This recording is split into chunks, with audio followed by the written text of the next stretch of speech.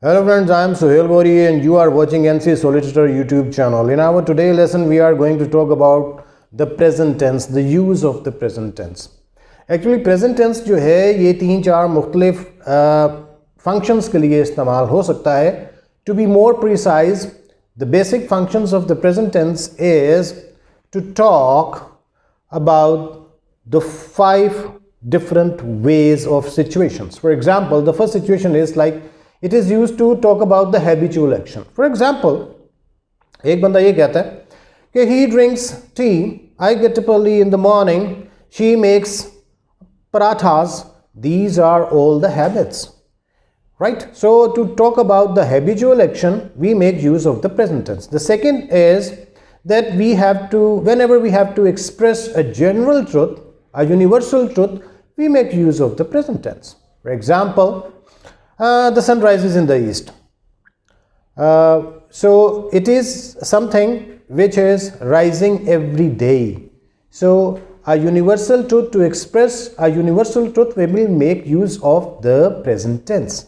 The third use is that it is used in exclamatory sentences. For example, here comes the bus. Oh, there she goes. So इस तरह के sentences के लिए भी we are making use of the present tense. Then comes that if we have to make any narrative very vividly, we can make use of this, like means immediately Sultan hurries to his capital. So we are making a narrative in a vivid way, and for that we are using a sentence this way, that immediately Sultan hurries to his capital. So we can talk about the future events as well with the help of the present tense.